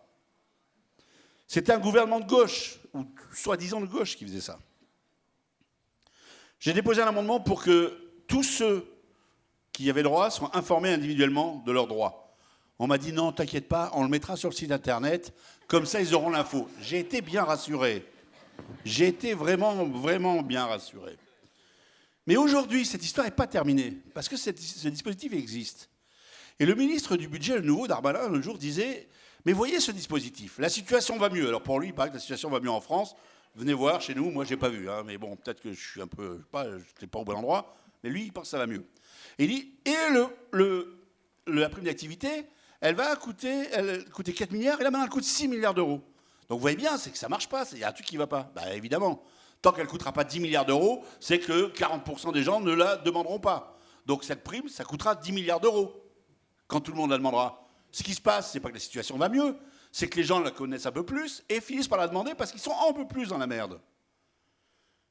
Et dans le même temps, c'est un mot qu'on aime bien en France en ce moment, en même temps, le président décide de faire un plan pauvreté sur 5 ans qui va abonder de 8 milliards d'euros. Vous avez entendu? Rien que sur la prime d'activité, il manque 5 milliards par an. Et là, on va mettre 8 milliards d'euros sur 4 ans. Ça veut dire quoi? Ça veut dire qu'on se fout de notre gueule. Ça veut dire qu'on ne va pas attaquer les causes profondes de la pauvreté. Parce que là, on parle d'un seul dispositif. Et ce dispositif va être déficitaire dans les années qui viennent de plus que l'ensemble du plan pauvreté. Et il va se passer un truc chez nous. C'est qu'on va effectivement finir par distribuer à un peu plus de personnes qui y ont droit ce à quoi ils ont droit, mais à enveloppe égale. C'est-à-dire qu'on va leur donner moins. Parce qu'on estime qu'effectivement, quand vous avez une femme et 2 enfants et que vous vivez à 650 € par mois, vous vivez vachement bien. Eh bien, c'est faux. On survit. On évite de crever. Je le dis, les fins de mois, elles commencent le 5. Parce que le 4, vous avez touché votre allocation. Et à partir du 20, vous prenez des pièces jaunes pour acheter du pain. Et le quotidien, quand on est dans la grande pauvreté, c'est de se dire qu'on est vachement content que ses enfants aiment les nouilles chinoises parce que c'est un plat qui coûte 29 centimes et que ça remplit l'estomac. Il m'est arrivé, moi, une anecdote quand j'étais dans ce cabanon. On avait un seul petit radiateur et il a claqué une nuit, au mois de février. En général, ça claque l'hiver. Quand je me suis réveillé dans ce cabanon, il faisait 5 degrés à l'intérieur. J'ai appris par la suite que c'était la température intérieure d'un réfrigérateur. Mes enfants ne voulaient pas se lever pour aller à l'école parce qu'ils avaient trop froid. La couette de mon fils était gelée dans la vitre. Je les ai levés, parce que je me suis dit, ils vont crever, ils vont aller à l'école, ils vont manger, ils vont avoir chaud. Et là, je me suis rendu compte que je n'avais pas les moyens de racheter un radiateur. Je n'avais pas un rond, rien. Je ne savais pas comment faire. J'ai trouvé une solution. Je ne sais pas laquelle, je ne m'en souviens plus. Je sais que le soir, on avait un radiateur qui fonctionnait. Mais là où je veux en venir, c'est que l'année dernière, j'ai eu besoin d'aller racheter un radiateur. Donc je suis allé dans un supermarché, comme tout le monde, et j'ai regardé le prix des radiateurs électriques. Et là, je me suis rendu compte qu'un radiateur électrique, ça coûtait moins de 30 €, le premier plan, le premier prix. Eh bien, quand vous êtes dans la pauvreté, dans une situation comme celle que j'ai vécue, vous êtes incapable de résoudre un problème vital dont le coût s'élève à 30 €. Même moi, je ne m'étais pas fait cette réflexion-là. C'est ça, la réalité de ceux qui vivent dans la pauvreté aujourd'hui. C'est pour ça qu'il faut se battre. C'est pour ça qu'il faut être en colère. C'est pour ça qu'il ne faut passer aucune des phrases qu'on nous laisse passer. C'est pour ça que ces livres, il faut les lire, il faut les apprendre par cœur, et il faut les sortir. Et ce n'est pas tellement les citations qu'on a entendues qui me choquent. C'est le fait que vous avez des journalistes qui, dans un débat, sont incapables de faire leur boulot et d'aller voir ce que c'est que la réalité des choses, parce que les chiffres, on les a. Et puis il y a une autre chose qu'il va falloir qu'on se dise tous, parce que la bataille, on n'est pas en train de la gagner. Moi, je vous le dis, la bataille contre la pauvreté, on n'est pas en train de la gagner. Même si la société, globalement, s'améliore. Globalement, oui. La situation s'améliore. Mais les cas individuels sont de plus en plus violents. Il va falloir se dire qu'il n'y a pas une pauvreté. Vous voyez, on a parlé d'une pauvreté et d'une pauvrophobie. On pourrait parler de plusieurs pauvrophobies, mais il n'y a pas qu'une pauvreté, c'est fini. La situation des familles syriennes qui ont traversé, ou de l'Érythrée qui ont traversé l'Europe pour venir se réfugier chez nous.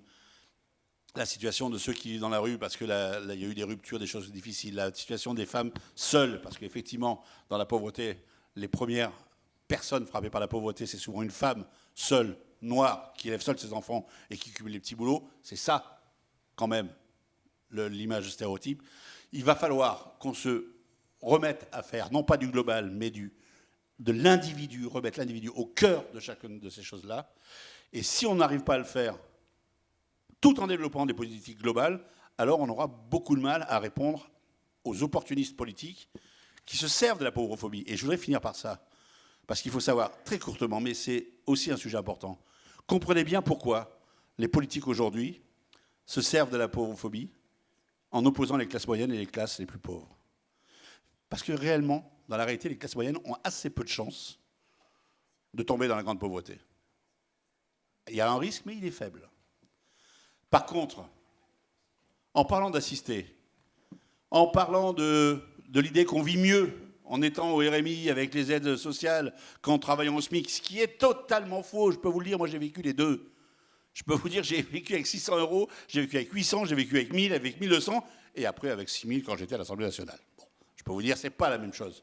C'est beaucoup plus facile d'assumer des problèmes avec votre famille, vos enfants, etc., quand vous avez les moyens de partir en vacances, de partir à l'autre bout du monde ou de faire des cadeaux, voilà, que quand vous êtes en train de compter chacune des pièces jaunes.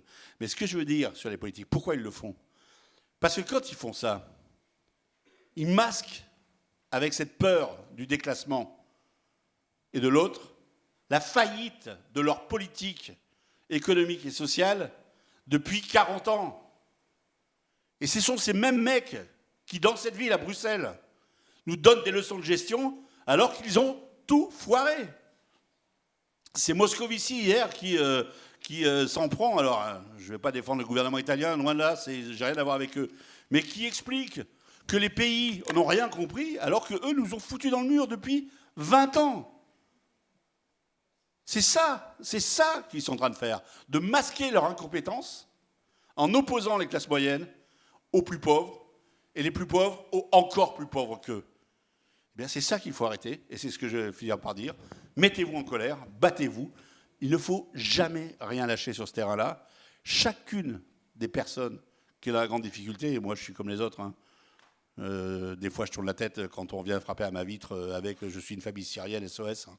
Je ne suis pas meilleur que les autres et pourtant je connais la difficulté, mais chacune de ces histoires, c'est des histoires individuelles. C'est des enfants, c'est des femmes, c'est des familles, c'est des comme vous, c'est des comme moi. On est pareil. Et je le redis, je vais finir la boucle. J'étais pas plus intelligent quand je gagnais, quand j'étais au minimum social, que j'étais un assisté, que quand je votais des lois ou que j'essayais de faire tomber le gouvernement parce que je trouvais que ça n'allait pas dans le bon sens. J'étais pas plus intelligent, j'étais pas meilleur, je valais pas plus de choses, mais j'étais un citoyen à part entière. Ma voix, elle valait la voix de n'importe qui, à quel que soit le moment de la vie. N'oublions pas ces trucs-là, revendiquons-les, c'est ce qui fait notre plus grande arme et c'est ce qui fait la plus grande force de notre humanité.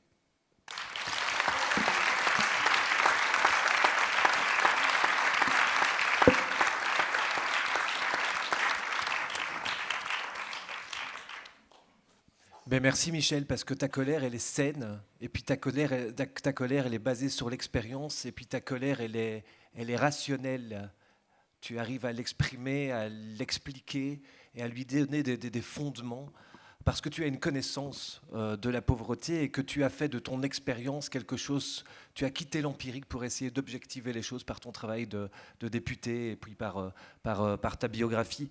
Je pense qu'effectivement, si la question c'est comment combattre la pauvrophobie, je te rejoins et je rejoins le témoignage de madame qui parlait de sa situation, peut-être de problèmes de santé mentale qu'elle a eu, dont elle a réussi à s'en tirer. Je pense qu'une des premières pistes pour combattre la peur aidant, c'est effectivement compter sur l'expertise et la parole de ceux qui vivent la pauvreté ou de ceux qui sont passés par des épisodes de pauvreté. C'est cette expertise qu'il faut mettre en évidence parce que c'est cette expertise qui nous aidera à objectiver ce qu'est une situation de pauvreté. C'est cette expertise qui nous apportera ces témoignages de chauffage à 30 €. C'est cette expertise c'est l'expertise du vécu qui pourra peut-être aussi témoigner par rapport à un secteur qui peut être pauvrophobe, lui aussi, celui du travail social, témoigner de ce qu'est la réalité des usagers et des travailleurs sociaux. J'en veux pour exemple que depuis les années 60, depuis les années où on a commencé à créer des écoles de travail social et où donc le travail social s'est professionnalisé, dans la lutte contre le sans-abrisme, par exemple, toute cette histoire, toutes ces associations sont parties depuis les années 60 sur le postulat que, avant de donner un logement à un sans-abri, il faut d'abord lui apprendre à habiter ce logement.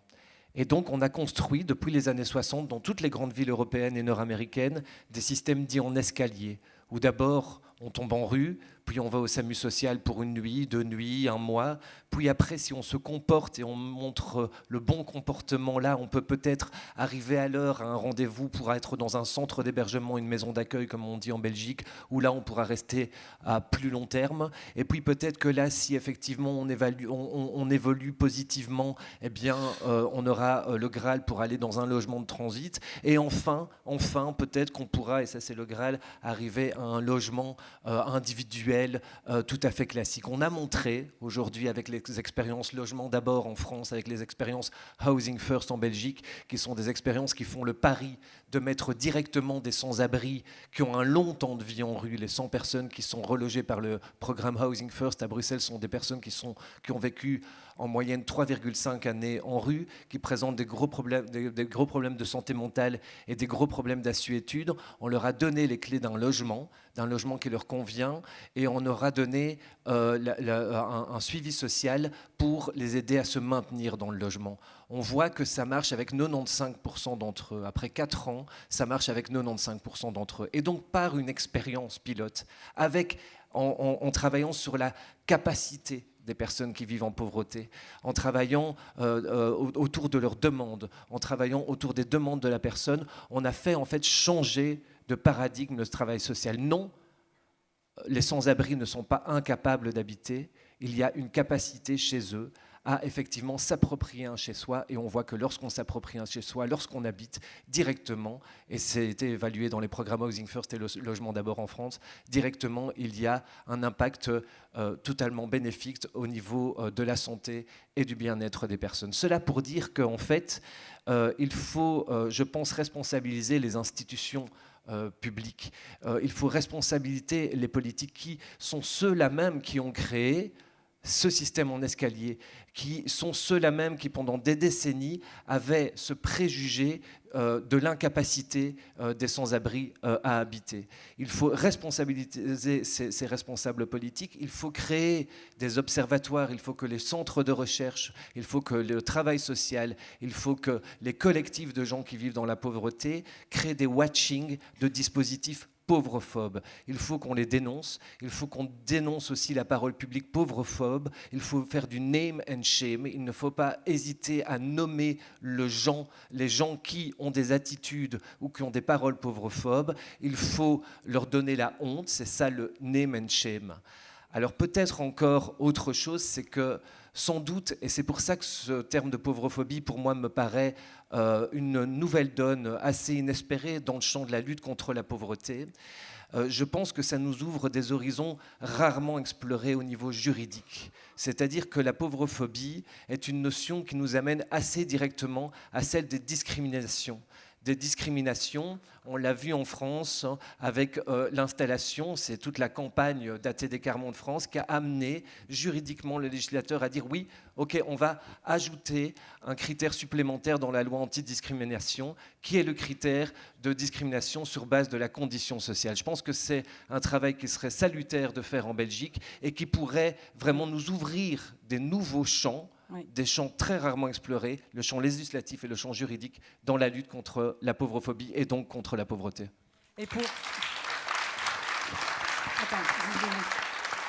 rebondir sur ce que dit Nicolas, je disais qu'on était aussi en charge après d'essaimer et de faire en sorte que ce concept bouge. Et donc on a par exemple, c'est très concret, on est en train de démarrer, il y a un centre qui s'appelle l'Equality Law Clinic à l'ULB et qui a décidé de faire travailler ses étudiants de doctorants de 3e ou 4e année sur comment on va faire pendant 1 an maintenant pour que ce concept devienne soit une loi éventuellement ou un critère de discrimination, soit fasse jurisprudence, enfin en tout cas qu'est-ce qu'on peut faire pour qu'à un moment effectivement la loi sanctionne ce genre de comportement. Et c'est la même équipe qui a travaillé pour mettre en place la loi transgenre il y a 2 ans, je crois, maintenant. Donc voilà, je trouvais que c'était important de dire que quand on dit il faut, le forum a mis en place une équipe de travail il y a Lolita ici qui est aussi au premier rang, qui va travailler là pendant les mois à venir sur comment on parle de ça avec des profs, avec des patrons, avec des juristes, avec des avocats. Il y a plein d'avocats et de juges qui ne sont pas formés sur les questions de pauvreté. C'est nouveau, ça commence à venir. Moi, j'ai assisté à la première journée de formation pauvreté et magistrat qui a eu lieu il y a 1 an et demi seulement. C'était la première fois qu'ils abordaient ce thème-là. Des juges qui ont à gérer et à juger tous les jours des situations de j'ai volé un poulet parce que j'avais pas à manger ou quoi. Donc on est en chemin. Je trouvais que c'était important de le dire, de ne pas juste être là à dénoncer. On est en chemin et le forum se donne les moyens d'aller au-delà d'une campagne de communication, mais de faire bouger les choses dans la société.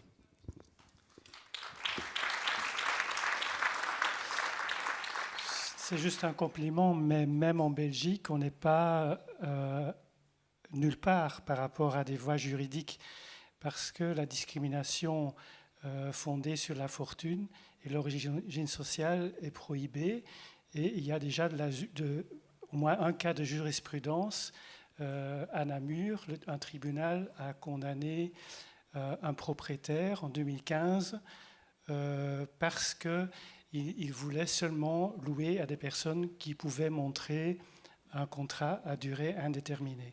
Et donc, ça a été jugé comme une discrimination intolérable.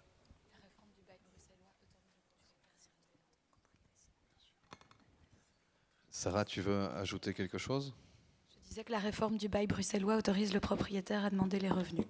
Voilà. Merci. Bien. Excusez-nous, on va devoir rendre la salle et donc on est au moment de la frustration créatrice quand tout le monde a envie de dire quelque chose mais que plus personne ne dira rien à part l'animateur, c'est moi.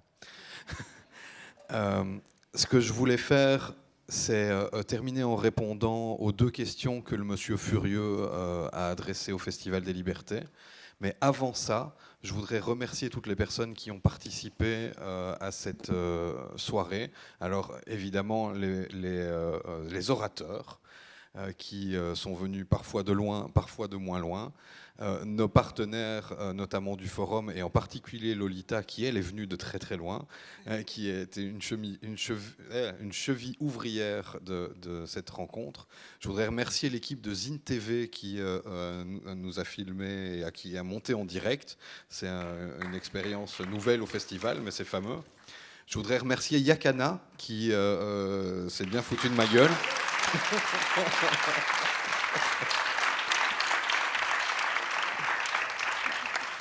Je voudrais qu'on fasse une spéciale ovation pour Ludo et son équipe, le régisseur et l'équipe du studio, sans qui tout ça ne serait pas possible.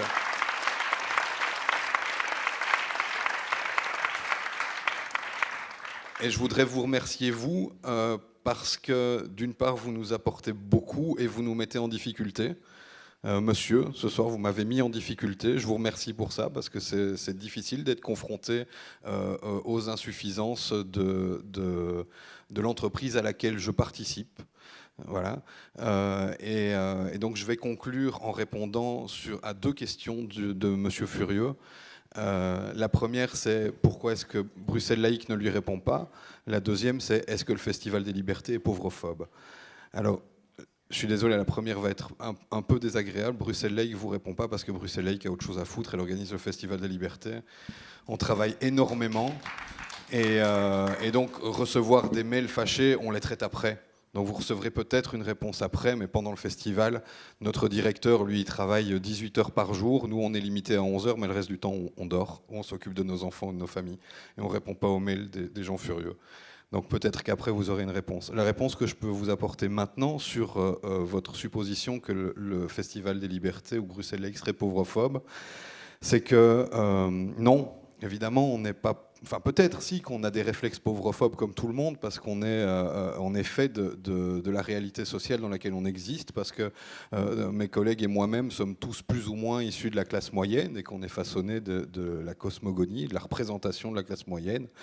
Mais on œuvre contre la pauvreté, on œuvre pour l'égalité, on découvre le concept de pauvrophobie et on constate depuis de longue date qu'il nous est difficile au Festival des Libertés de drainer le public populaire. peut-être parce que c'est lié à notre identité, peut-être parce que le Théâtre National, qui est une grande institution de la culture, et que la culture est quelque chose qui n'est pas accessible de la même façon à tout le monde, représente un obstacle, peut-être que parce que quand on veut mobiliser des populations qui vivent dans la précarité, il est plus justifié d'aller à eux que leur demander de venir à nous. On est en réflexion par rapport à toutes ces questions-là.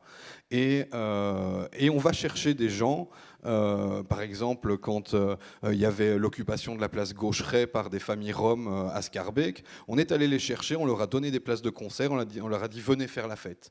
Aujourd'hui, on a invité des gens qui participent au cours d'alphabétisation que nous donnons à Bruxelles Laïque. On leur a dit venez, on va parler de la pauvreté, c'est un sujet qu'on évoque souvent pendant les cours.